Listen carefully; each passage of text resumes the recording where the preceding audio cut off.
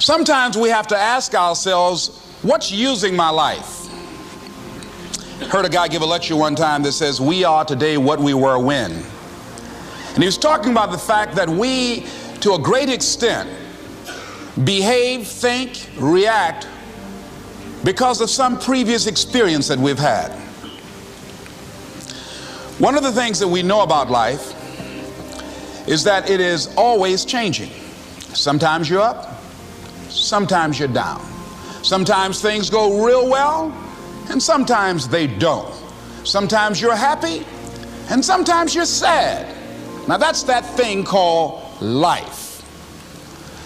And when we begin to understand and know that, accepting that reality that we will never ever have things just on an even keel all the time, that you're going to have some ups and you're going to have some downs, but during those down moments, that's where the growth takes place. That's where the work is. See, anybody can feel good when they have their health, their bills are paid, they have happy relationships, business is successful. Anybody could be positive then. Anybody can have a larger vision then. Anybody can have faith under those kinds of circumstances. Am I correct? See, but the real challenge of growth, mentally, emotionally, and spiritually, comes when you get knocked down. Somebody said that adversity introduces a man to himself or a woman. How you handle it, that's where the growth takes place. When I was facing some challenges, I had a guy say something to me, and I suggest this is one of the first things that you want to do when you're facing a challenge. You want to get unstuck. Evaluate where you are. Look at it, assess yourself. Assess yourself and assess the situation. What brought you there? What role did you play?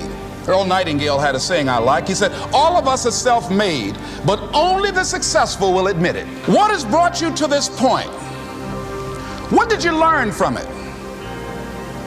Are you learning anything, or are you doing it over and over and over again?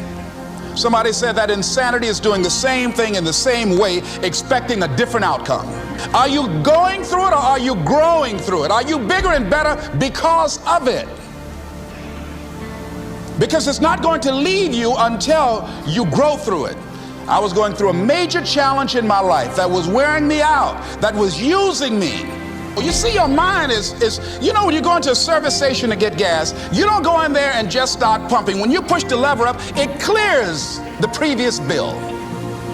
By the same token, if you want to begin to move, you've got to clear your mind of all the unnecessary luggage and baggage that's weighing us down. I couldn't move, I couldn't think about what am I going to do to get out of this situation, because I was so concerned about what happened and what he did to me and how bad it was. I was so stuck in that I couldn't even focus on what I should have done. Feeling sorry for myself and angry, and none of that was taking me anywhere. So pretty soon I learned through effort, made a conscious, deliberate, determined effort. I had to let it go. I had to forgive it.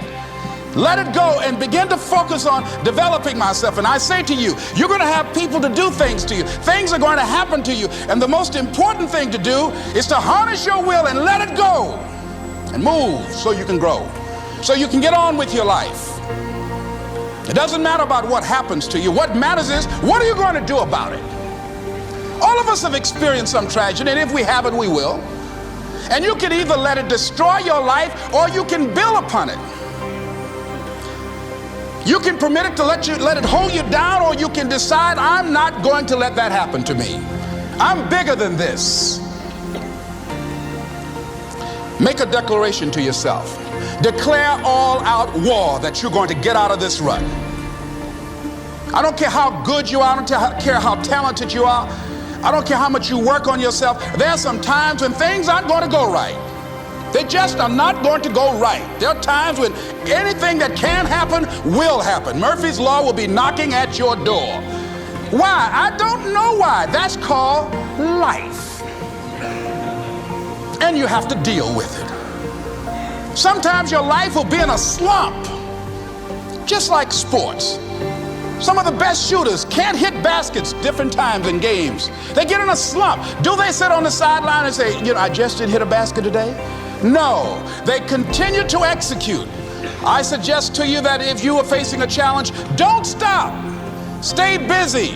Work your plan. Continue to do those things that you know that work for you after you have evaluated yourself in the situation. Continue to move. Stay busy, stay busy, stay busy. Find somebody that you can help so you can forget about you for a moment. See, sometimes the best thing to do is to be. Sometimes you have to just back up and go within yourself. A bow and arrow, you can't take a bow and just push it out an arrow. You just can't push the arrow out. You have to pull it back and then release it. Sometimes you have to back up and go within and pray and meditate and recharge your batteries. Go away, clear your head, and then come back and look at it from a different vantage point. Don't operate while you're under the spell or the effect of what's going on. Next thing is that you've got to activate the thinker in you. Don't allow your emotions to control you. We are emotional, but you want to begin to discipline your emotion. If you don't discipline and contain your emotions, they will use you. Your mind goes on automatic, just like a God. You know, I loved reading the book called As a Man Thinketh by James Allen. He uses the analogy of the mind being like a garden. You know, weeds don't have to have any encouragement to grow. You don't have to water them. They don't have to get sunshine.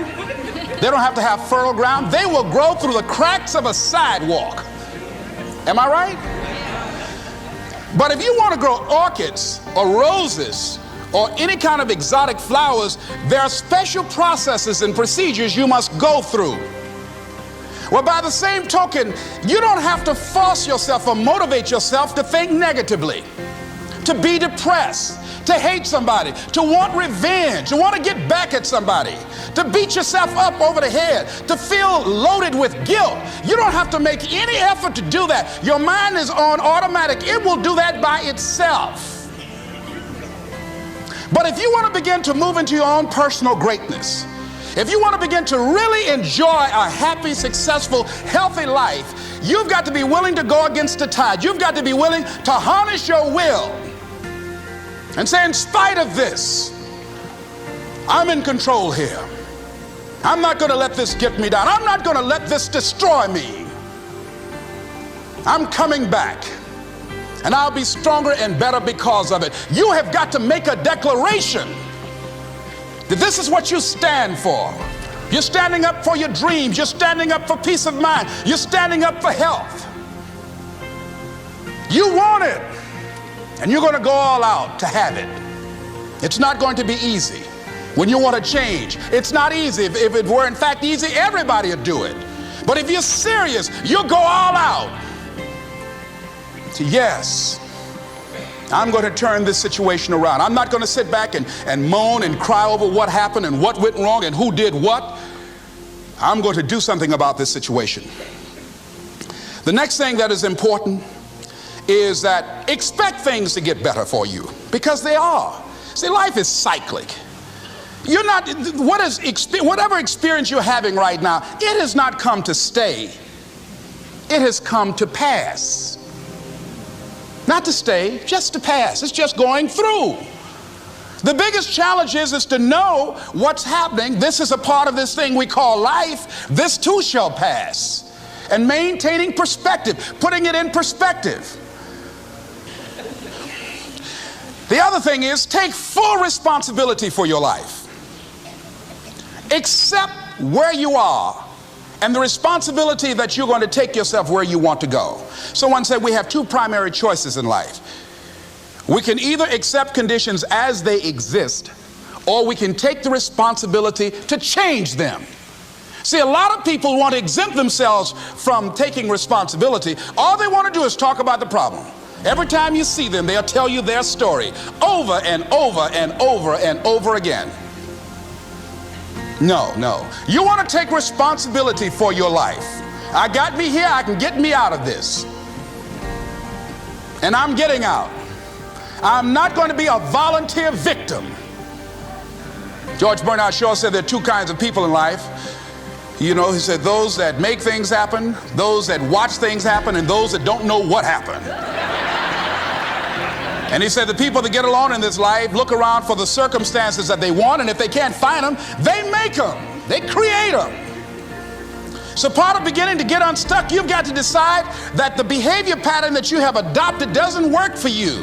You've got to change your strategies, and changing your strategy means reinventing your life, recreating you, and you have the power to do that. You can decide that you're going to change, that you're not going to be a wimp.